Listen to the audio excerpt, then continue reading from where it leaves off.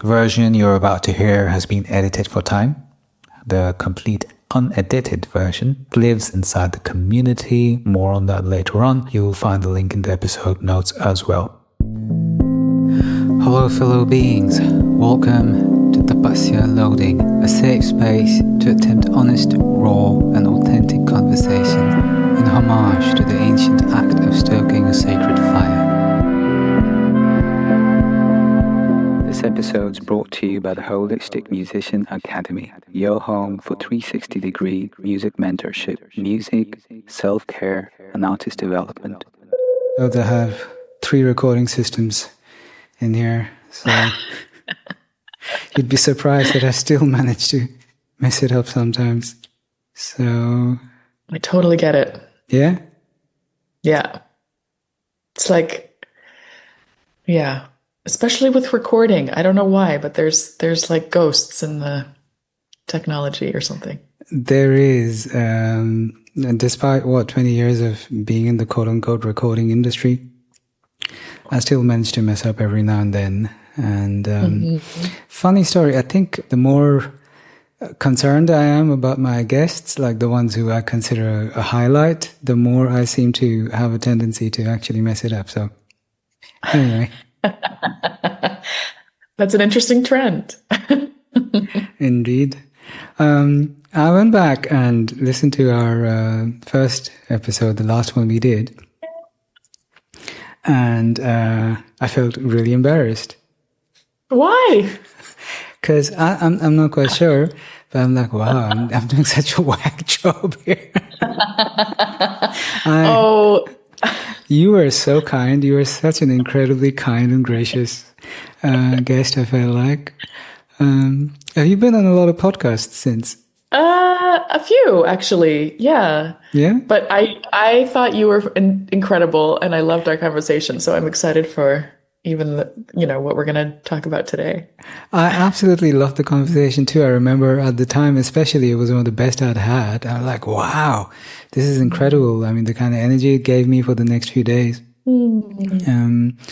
Podcasting is a thing now. People really have a podcast these days. And I won't lie, especially with the kind of schedule I keep and with the kind of goals I try to implement, I have found myself asking, why am I doing this again? Yeah. And for me personally, it's really about having the chance to do this, to get on a call with people. Mm-hmm. And a part of me feels a little almost guilty. I'm like, I wonder if I'm scamming these people into just kind of,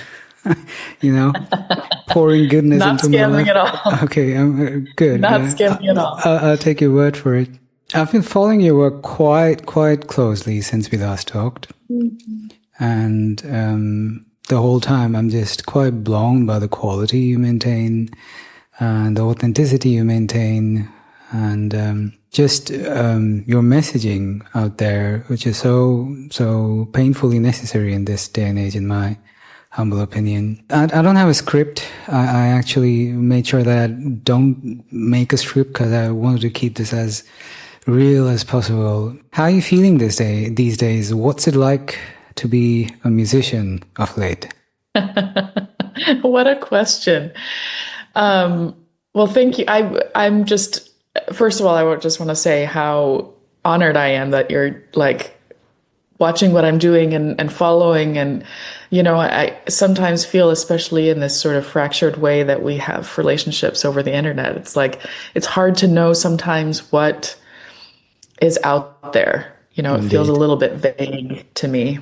Mm. So it just means a lot to know that, there's somebody out there listening and watching. And so the question was, how am I feeling? I am feeling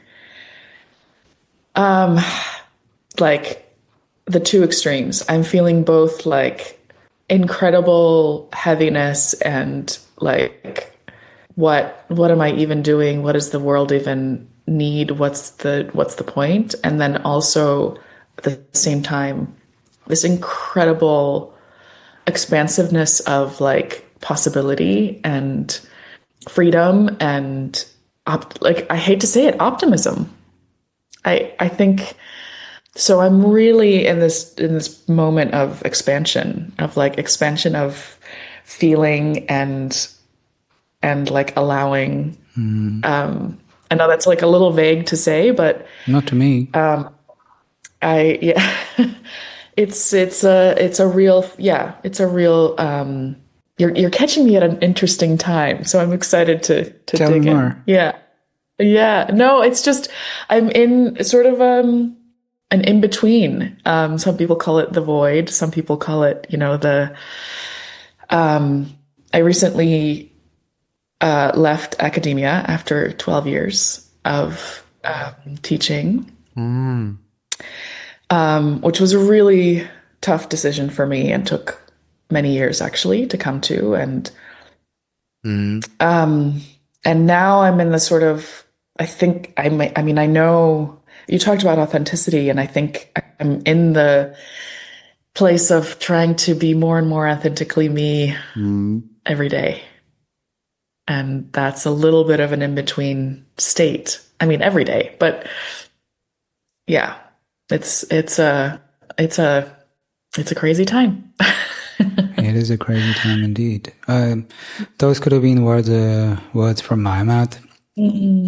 So much expansion, so much freedom as well.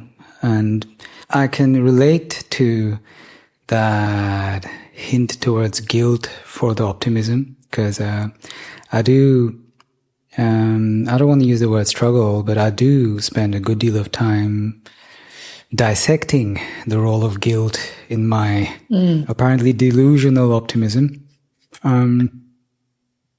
Because, there's enough information out there to convince us that optimism is for the foolhardy. Yeah. But why are you so optimistic? We have to be, right? Yeah.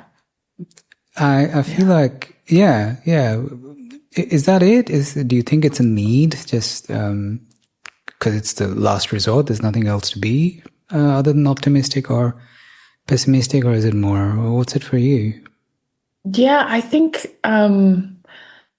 if there isn't a glimmer of at least something that you want to experiment with, something that you want to try, something that your desire is pointing you towards, and maybe that's not optimism, maybe that's more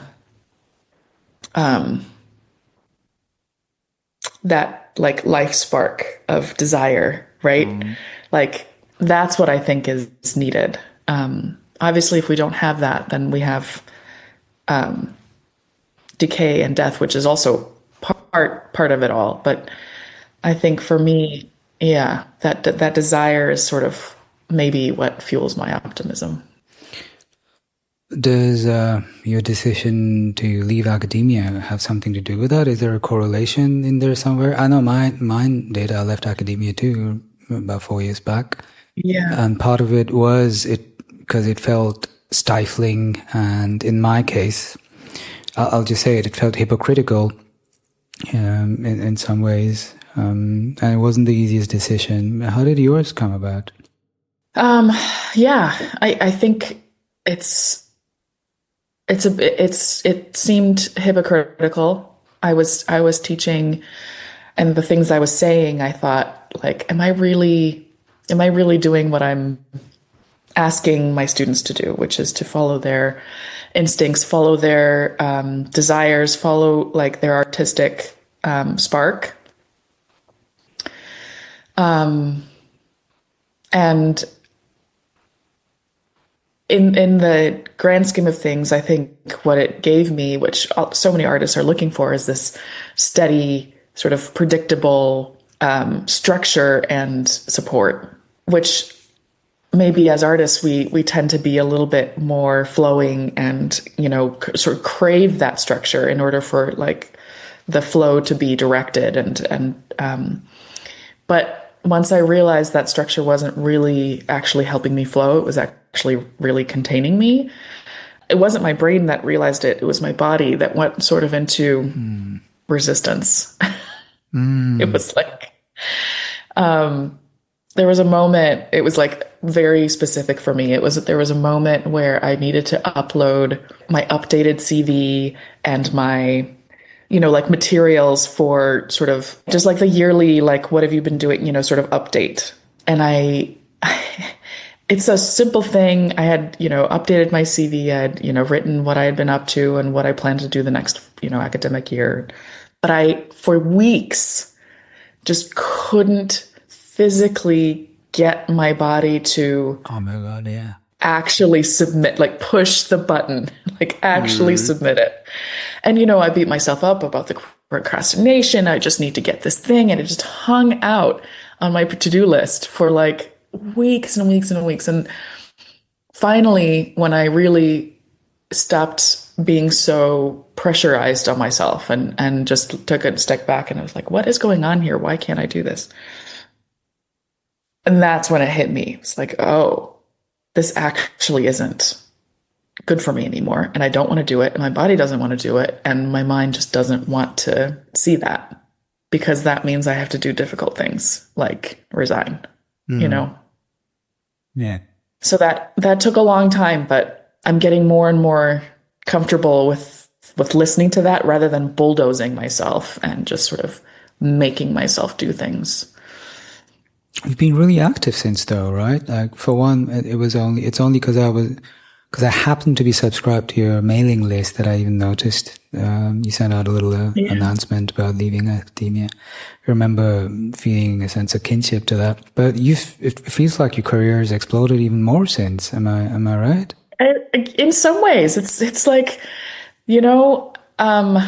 maybe in me being more open about what I love to do, which is a lot of improvisation, and of course, and just opening myself up to that, there has been a lot more questions and attention and sort of tell me more type of conversations. And in other ways, my calendar is a little bit less busy.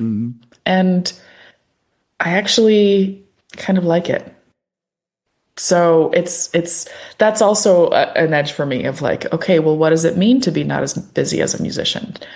Great question. Yeah. It used to be a badge of honor, right? Being busy, being the busy musician. Yeah, because that you're wanted, right? You're in demand. That must mean you're great, right? Mm-hmm. And it's sort of the hungry ghost of also, I think, other musicians looking at it and being like, that's the way to quell this thirst of, what's the right word? It's like making like security, right? It's like, I have things going on for the next however many months, or, for some people it's like years. They're booked out, 2-3 years in advance. And that gives them a sense of security of like, okay, I know that I'm going to be doing this stuff. And then at some point it becomes stifling, right? To have that sort of relentlessness of pushing and performing and giving. I mean, how do you feel about that? I mean, I'd love to know what your relationship with that is. Thanks for asking. I was about to kind of end up sharing my take on it in the form of a question anyways, which is, well, for the longest time, I think I subconsciously would keep collapsing busy with good. Yeah. Because I just assume musicians who are busy are really good at what they do. And if you're not good at what you do, you're not busy enough. Up until I flipped that whole thing around at some point and realized that I was equating goodness with being busy. I said that already. So no, I was equating not being busy with not being good. Yes. And not being good enough. So at the core of my motivation to be busy was a feeling of inadequacy. That never ends well, does it? Nope. no matter what realm we explore through that lens. And I had to stop. At a point, I was doing crazy weekends where I'd be in 3 different cities in the span of a week. I'd be in Lisbon in the middle of the week, fly to London over the weekend, come back to Germany on Monday and do my classes and then head back to... It was madness. And it was also nice. I mean, it gave me a body of work and a history which, that gives me a certain brand of confidence. I will say that.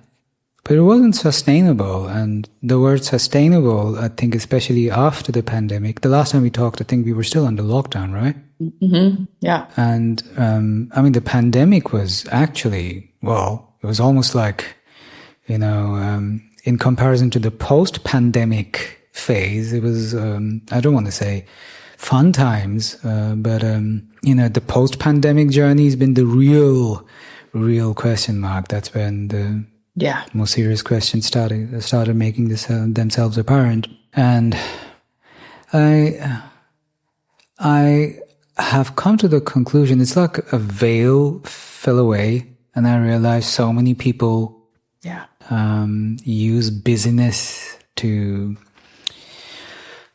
prove their worthiness, and it's got nothing to do with quality, especially in this day and age. I think with the information overload being what it is, I feel like the people who actually do care about the integrity of the work are distilling. They're reducing. That's the trend I seem to be observing. Yeah. Your thoughts? Yeah, absolutely. I mean, I think distilling is such a great word for it, because and it sort of reminds me of this idea that 80% of our this sort of impact or whatever comes from 20% of what we do. And distilling that, I think, is a really great practice of like, what is it that really feeds me, feeds the people that I want to, be feeding, and what's the sort of, what are some of the things that maybe are nice but not really, are just scratching the itch of like, making me feel good about myself, rather than really, at the core of what's important and what's actually keeping things sustainable, keeping things, in right relationship, that you are giving what you're able, and not more, and not, and maybe not even less, but I don't think that most musicians have that problem. I think most musicians are very generous with their music, with their time, with their, and I think you nailed it. Of like I see so many of my colleagues sort of using busyness or having a full calendar as a way of like, sort of, they sort of get off on it, right? Like, I'm so great because I have all this stuff going on, and that just has lost all its luster for me. I just, I don't have any, I don't get any joy of just that. There's so many other things that bring me joy, and busyness is not one of them. Yeah, totally with you. I say that also with an entirely different league of respect for your work, because from audiences who listen to this later on or are on the live stream, I'll go check in a bit, who may not be familiar with your work, you have that very rare quality where you hear a note and you'll be like, that's probably Sæunn, and it doesn't matter where I am in the world. Even if you're playing a piece by Bach, I would bet at least, I'm going to be honest, at least 6.5 times out of 10, if it's you, I'll hear you. Like, that's probably Sæunn. And wow, it's a humongous compliment, I know, but I mean it. And that is kind of proof for an entirely different degree of depth and dedication that one's put in a certain part of their life. So when you say this, I really believe you. I really believe the necessity of taking a step backwards and re-examining our priorities, and not letting busyness being the primary compass in it all. But what does give you joy? I'm curious about that, because when you do play, it's like, boom. So what keeps that going? I think it is, well, first of all, what I'm realizing is that what gives me joy is actually speaking through my cello in a way that feels true. and I so appreciate you saying that you can recognize that, because that is, I think, my number one priority always is it true? Is what I'm playing true? Is it the most authentic thing that I can do right now? And that's why improvisation is it gives me so much joy, because it's that question again and again and again. Is this note true? Is the next thing true? How can I say the most true thing from moment to moment? And it almost doesn't even feel like I'm doing anything. And maybe that's why I find so much joy in it. It's like, what comes out is like, oh, wow, didn't know you were there. Or, like to that note or to that sound or to that expression. Sometimes I'm just totally surprised, and it gives me so much inspiration and just energy and like life, to be tapped into that and that. So it's also why I've really started to lean into improvising as a way to connect with audiences. I think it just is a totally complete change in the energy of the room when I can say, I don't know what's going to happen any more than you do. I love that. But I'm willing to be this vulnerable with you right now, and let's see what happens. Yeah. That's rare. Well, at least most people will think that's rare in the quote-unquote genre you're active in, classical music, which for some reason seems to have garnered a reputation for being non-improvisation friendly, which I happen to know from personal experience is not true. Exactly. And I remember talking to you about this the last time we talked as well, about how improvisation is so much broader and deeper than just, learning scales and arpeggios to play over certain chord changes. But that can't have been a very easy statement to make in the circles you've, made your mark in. No. How's that been? It's interesting. I think we're at a point now where people are more open to it than ever. But there was a lot of conditioning, that I had internalized, and I had to sort of question that I didn't even know was there. Like, who am I? Right? Like the great improvisers were like Mozart and Beethoven. And these are people that we all, us mere mortals just get to play the notes that they've written down. But who are we to think that we are geniuses, and can improvise like that? And it's like, you don't have to be a genius. Like, you just have to be a human. Like, pretty much. And there's been a sort of, with recording, with technology, the classical music world, especially in the 20th century, becomes so much more about perfection, crystallizing. Sorry, I don't know if you heard that. No. It's my coffee machine. My coffee machine is going off. Really? Rinsing itself. I didn't hear that. But it's the crystallizing of this excellence that has been at the sort of, both, I think, to elevate the art form, but also to actually exclude. And, I feel a lot of classical musicians use that as a sort of way of, again, gaining self-worth of like, how good can I be? How perfect can I be? How close to this edited and filtered recording can I possibly get? And I had to really wrestle with that, because I was never really great at getting up on stage and saying, look at how great I am. Like, you didn't need to. Well, I don't know. I think there's a certain value in looking at something and it's really pristine and really beautiful and really, I think it's just something that I've never been authentically interested in, really.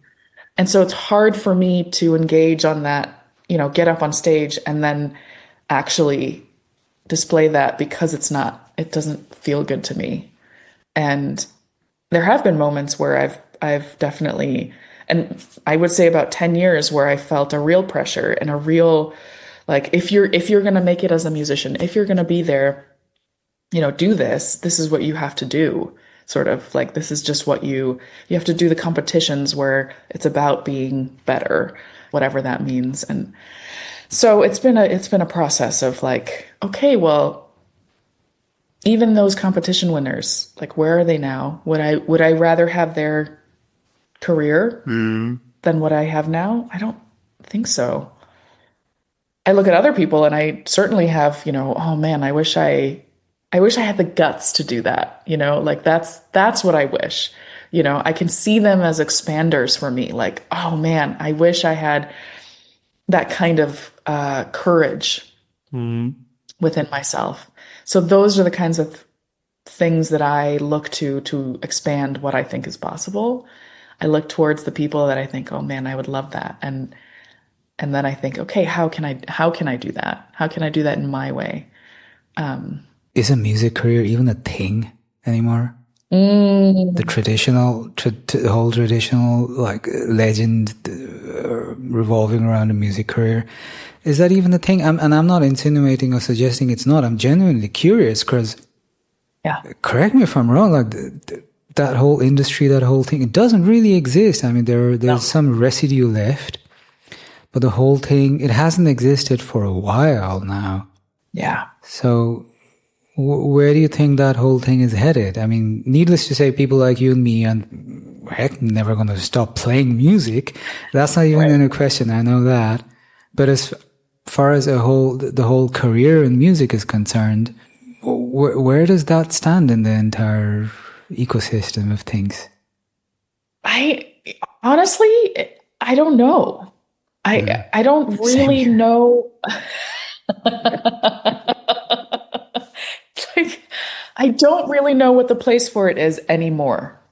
We're moving, and I'm not sure where that's going to land.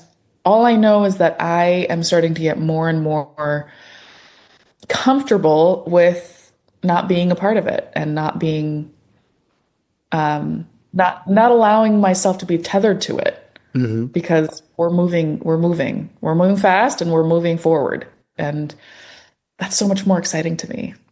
Nice. I love that.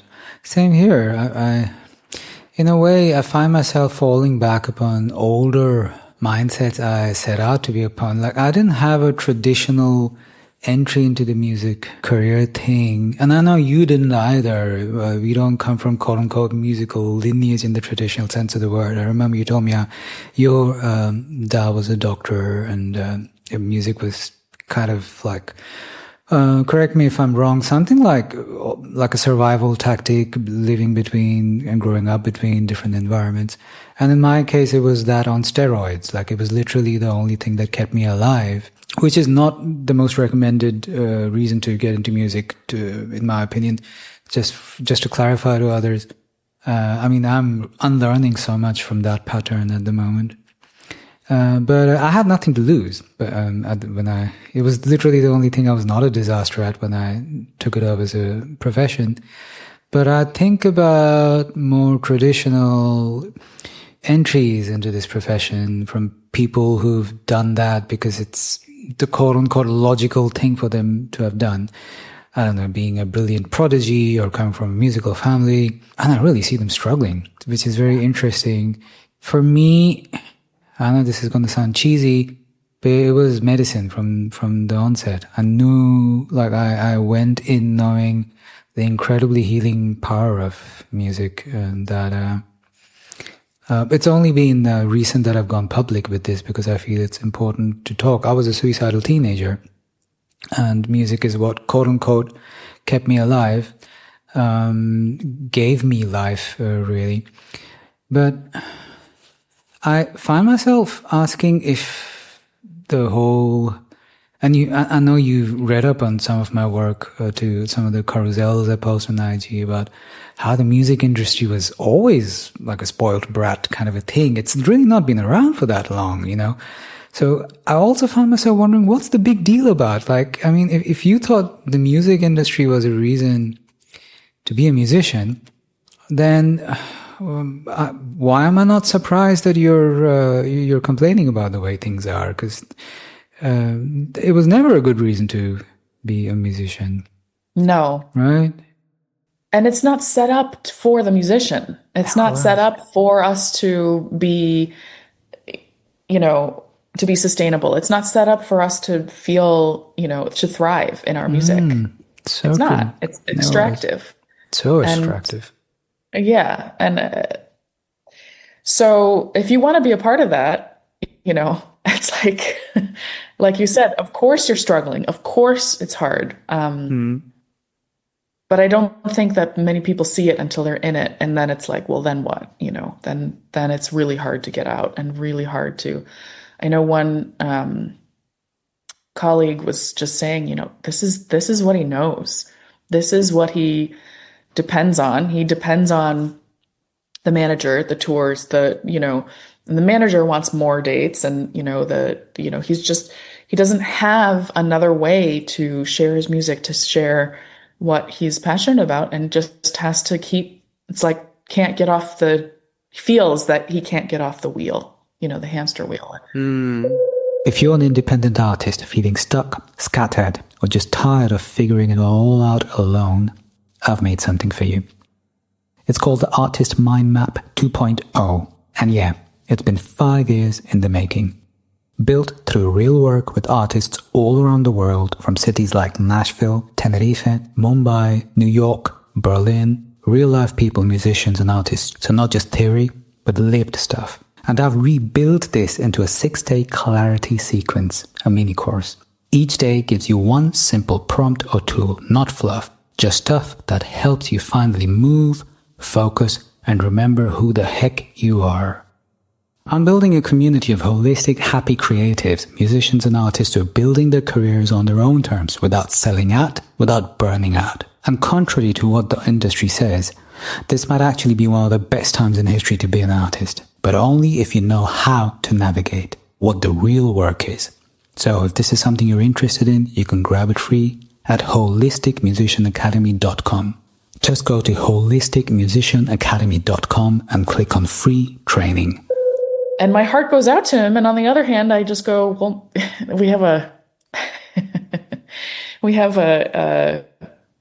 saying in Iceland, because Iceland is a very sort of, it's a volcanic island, but we don't have any trees. We don't have any forest, really. Really? We have a few very small trees. Well, our topsoil is very thin, so it doesn't have a lot of, the trees can't root that well, and it's cold, and the growing season isn't, there's just so many reasons we don't have a lot of trees. And the saying goes, if you're lost in a forest in Iceland, stand up.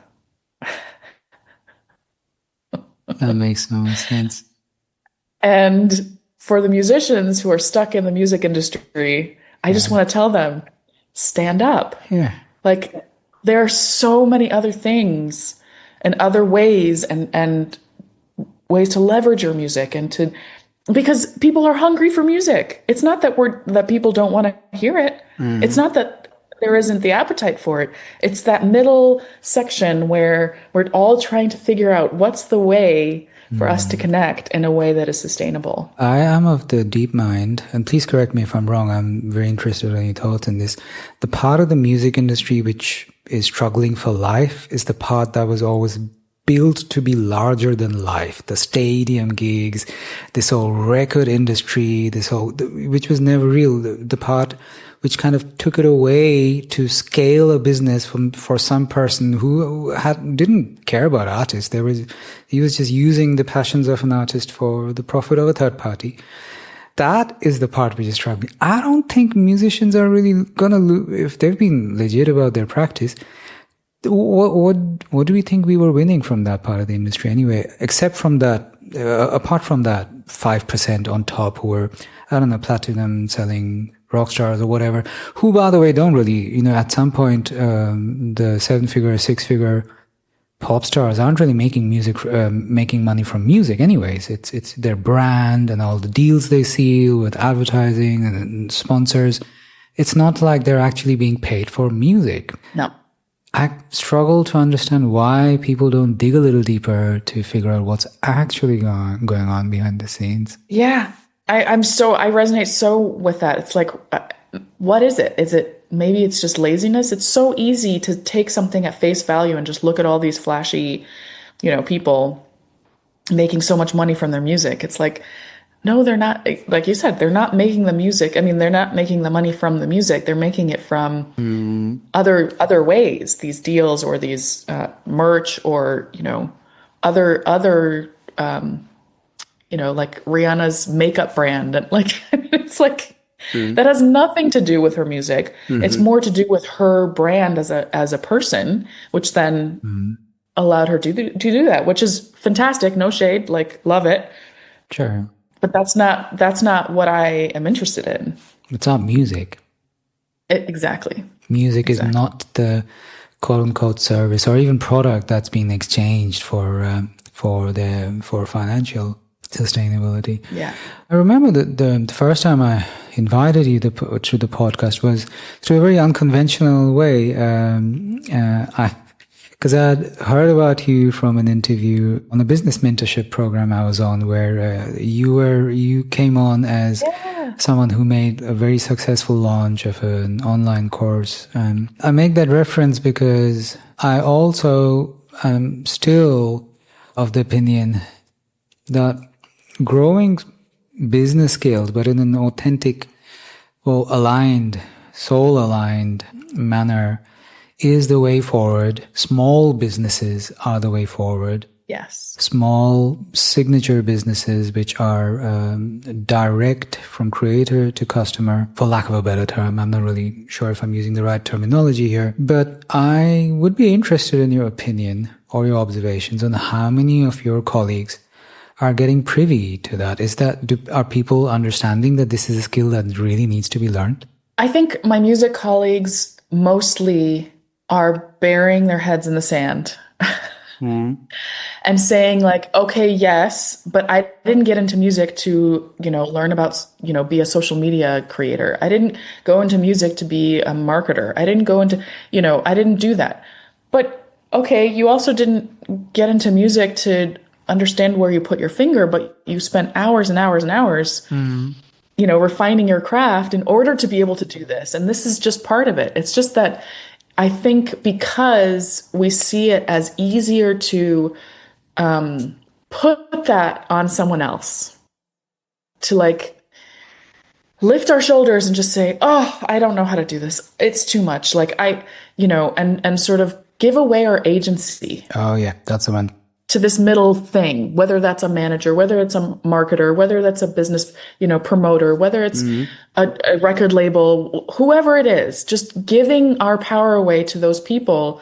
And it's so expensive to do that. And so unnecessary. Totally unnecessary and really expensive. And I don't think that I haven't gotten a lot of like pushback to what I'm doing, which is now I have this membership sort of model and where I share my music through my own sort of music portal. And I haven't heard a lot of like people asking me in a sort of negative way, but what I have been feeling is a sort of shutdown.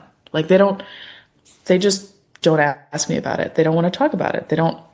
They clearly know that I'm doing something, but we just don't go there, because I think if they started to lift the veil, like you said, like try to understand, then they would have to realize that they could be doing this too. And it's a classic trauma response, isn't it? Yeah. It's a classic trauma response. I mean, apologies if that's triggering for someone, but no, that's exactly it. Oh, I'm dealing with a lot of this too. Like people at this point ask me, "Do you still play music?" I'm like, I literally played two of the most important concerts of my entire career this year. Why do you think I would stop playing music just because I now also work as a coach and I work with artists and I can confirm the degree of resistance there involved? Yeah. It's like I'm literally on some days, but in some circles, I'm risking my credibility as an artist just because I offer my knowledge, my hard-earned skills to help others. It's like there's so much deprogramming for them to look upon someone trying to help others as someone you obviously aren't. You're not busy enough to be, I don't know, winning a Grammy right now. So you must be a scam. Oh my God. Oh my God. There's so much in there. Right? So much. Tell me more. So much in there. Yeah. Yes. No, it's like the layers of the, like you said, trauma response, conditioning, and ways in which it's all internalized, and then they push it out on you. It's incredible. And I'm not, it may sound like I'm blaming someone, but I'm not blaming that person for having that response, because You don't sound like you do. But in the same way, I also hear what you're saying. It's like, why are people doing this? And one of the things that helps me to have more compassion for that is that I'm starting to see a little bit, and this is just a hypothesis, but it helps me to sort of see it. What you said about trauma is exactly what I see, at least in the United States, at least with string players. Yeah. And I think it is generational trauma. Indeed. I think it has been passed down, at least in the 20th century, from the best string teachers here were fleeing the Holocaust. Wow. That's a whole different dimension. Yeah. And that meant that playing out of tune, not being the best, was actually life or death for them. Whoa. Okay. So they came about it honestly. I mean, that was a real trauma. That was a real thing that happened to them. Holy crap. Okay. Then they come to Los Angeles, in the case of Heifetz and Piatigorsky, or New York, and, whatever, wherever, they landed in the, 40s and 50s, and began this great sort of resurrection of classical string playing, which, created these incredible prodigies and all this, amazing things.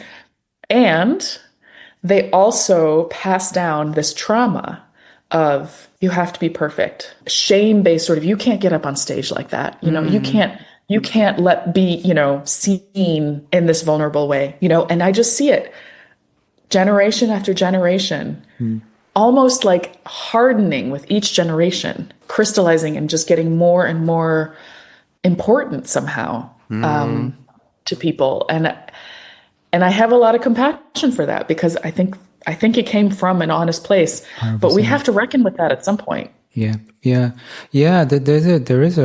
needs to be a method to the madness. My apologies for using the word need, because that sounds insidious again. But ideally, there would be a method. Yes, compassion is the first response we need to have to this. 100%. People have been through so much, and yeah, there's no way we're going to reach out to them. There's no way we're going to be able to connect without compassion being our first response, 100%. But then there is a line that really needs to be recognized between compassion and enabling, as triggering as that sounds. Yeah. Because that way we're not going to be doing anyone any favors. And to also make it very clear that, hey, you have all my compassion, but I'm not here to make you hang out there. Go there.